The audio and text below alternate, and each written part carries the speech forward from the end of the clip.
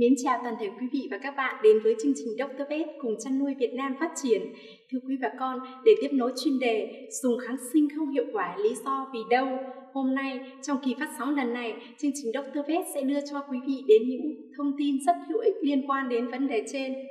Như bà con đã biết, có rất nhiều yếu tố dẫn đến việc dùng kháng sinh không hiệu quả. Một trong những yếu tố đó xuất phát từ chính những quan niệm sai lầm của bà con khi sử dụng kháng sinh trong quá trình điều trị cho đàn vật nuôi nhà mình. Sau đây sẽ là 5 sai lầm mà bà con thường gặp nhất, phổ biến nhất dẫn đến kết quả sử dụng kháng sinh không hiệu quả hoặc là giảm tác dụng trong quá trình điều trị trên đàn vật nuôi nhà mình. Bà con hãy cùng tôi đi tìm về cái quan niệm sai lầm thứ nhất mà bà con hay mắc phải, đó là việc lạm dụng kháng sinh. Thưa quý bà con, hiện nay có rất nhiều bà con có một cái tư duy, một cái lối mòn trong suy nghĩ, đó là cứ hễ vật nuôi nhà mình bị ốm là dùng ngay kháng sinh, tạo ra một cuộc khủng hoảng rất lớn trong quá trình kháng sinh. Chúng ta nên hiểu rõ tác dụng của kháng sinh không phải là bệnh nào cũng chữa khỏi, cần xác định rõ nguyên nhân bệnh rồi mới đưa ra phương án và cái phương pháp xử lý đúng, hiệu quả. Như bà con đã thấy, có rất nhiều câu hỏi của quý vị gửi về cho ban cố vấn kỹ thuật của chương trình Dr. Vet về các trường hợp bệnh của quý vị. Để chữa được bệnh tốt nhất, hiệu quả nhất, bà con hãy cùng chương trình Dr. Vet tìm hiểu và trả lời được câu hỏi: vì sao đàn gà, đàn heo nhà mình lại có hiện tượng như vậy?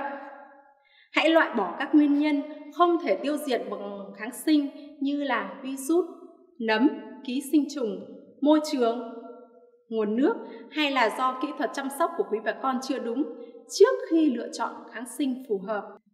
Sai lầm thứ hai của bà con dẫn đến cái hiệu quả của kháng sinh không được tốt và không được mạnh trong quá trình điều trị bệnh trên đàn gia súc, gia cầm của mình, đó chính là bà con dùng thuốc không đủ liều. Chúng ta thường nghe câu cơm 3 bát, thuốc 3 thang để nhắc nhở chúng ta cần phải sử dụng thuốc theo đúng liệu trình của bác sĩ.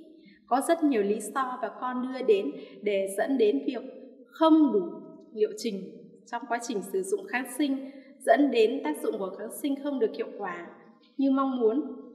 Có thể là bà con do tiết kiệm chi phí, hoặc là đôi khi cũng là do bà con là lo ngại vật nuôi nhà mình sẽ chậm lớn, còi cọc khi uống kháng sinh. Hoặc đôi khi cũng là do bà con có một cái lý do rất là đơn giản là do quá bận rộn nhiều công việc khác mà bà con không theo đủ liệu trình cho quá trình điều trị thuốc trên đàn vật nuôi nhà mình. Điều này sẽ cực kỳ nguy hiểm nhé thưa bà con, bởi lẽ khi dùng thuốc kháng sinh chưa đủ liệu trình khiến cho bệnh không được điều trị một cách dứt điểm, lại còn khiến vi khuẩn kháng thuốc, dẫn đến khi vật nuôi bị bệnh trở lại thì kháng sinh đó sẽ không còn hiệu quả như mong muốn trước đó nữa. Sai lầm thứ ba của bà con đó là dùng thuốc kháng sinh theo thói quen, kinh nghiệm của người khác truyền lại. Vâng, có bà con nào đang dùng thuốc điều trị bệnh cho gà, cho heo hoặc cho đàn cút, đàn thỏ nhà mình theo cách mách bảo của người bạn chưa ạ? Trên thực tế thì có rất nhiều người đang dùng thuốc theo kiểu này. Bà con nên biết, đối với mỗi vùng miền, thậm chí là đối với mỗi trại sẽ có một dịch tễ khác nhau, nên sự kháng sinh sẽ là khác nhau. Nói đơn giản hơn đó là cùng một loại thuốc kháng sinh có thể rất nhạy cảm và điều trị tốt đối với vùng miền này, nhưng lại ít tác dụng, thậm chí không có tác dụng trên vùng miền hoặc trang trại khác. Chính bởi vậy lẽ đó, bà con đã nghe thấy những trại lớn thường làm kháng sinh đồ chưa ạ? Bản chất chính của việc làm kháng sinh đồ đó chính là thực hiện các phương pháp khác nhau nhằm xác định độ nhạy cảm của vi khuẩn đó đối với lại các kháng sinh mà quý vị đang cần tìm hiểu. Do vậy, cùng một bệnh trên vật nuôi, cùng một nguyên nhân gây bệnh, nhưng cùng một vùng miền lại có một phác đồ kháng sinh khác nhau. Điều đó có nghĩa là chính là bà con hãy luôn tôn trọng lời khuyên của bác sĩ thú y.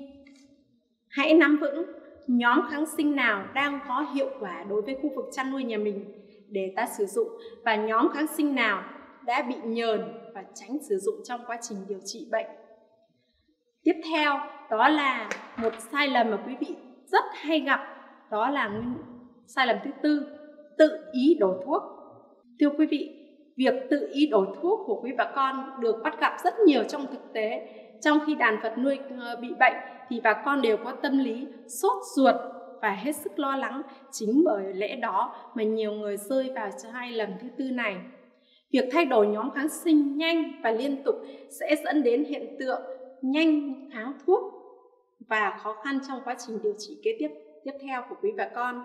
Vì bà con biết không, chúng ta không có quá nhiều nhóm kháng sinh để lựa chọn. Chính vì vậy, bà con hãy biết tiết kiệm và trân trọng điều này. Chỉ đối với kháng sinh mà chúng ta biết rõ rằng nhóm kháng sinh đó còn ít tác dụng đối với trên khu vực chăn nuôi nhà mình, hoặc nhóm kháng sinh đó thực sự đã nhờn, thì lúc đó bà con hãy thay đổi và không sử dụng nhóm kháng sinh đó thôi.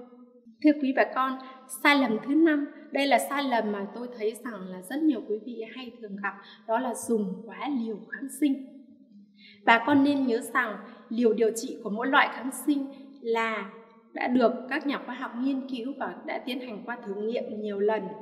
Nó dao động từ liều tối thiểu đến liều tối đa, nhưng trên thực tế với tâm lý nhanh và mong muốn rằng bệnh sẽ khỏi nhanh nhất, nên người kê thuốc lẫn người sử dụng thuốc đều có xu hướng tăng liều vượt qua cả liều tối đa.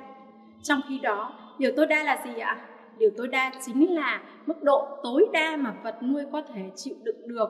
Khi vượt qua ngưỡng tối đa này thì sẽ gây ra những cái nguy hiểm rất là không tốt cho đàn vật nuôi.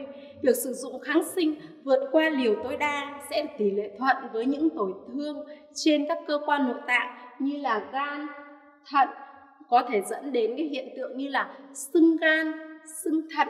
Nặng hơn nữa là vật nuôi nhà bạn sẽ có biểu hiện như là say thuốc, ngộ độc thuốc và gây chết ở vật nuôi. Chúng tôi, những người thực hiện video này, rất mong muốn video được chia sẻ rộng rãi hơn đến tất cả quý bà con, để bà con có những cái lưu ý và có những cái kinh nghiệm hữu ích trong quá trình sử dụng kháng sinh để dùng kháng sinh được hiệu quả nhất. Hãy cùng chúng tôi lan tỏa thông điệp này bằng cách hãy chia sẻ rộng rãi video bằng cách like, share và ủng hộ kênh nhiều hơn nữa nhé. Xin chào và hẹn gặp lại.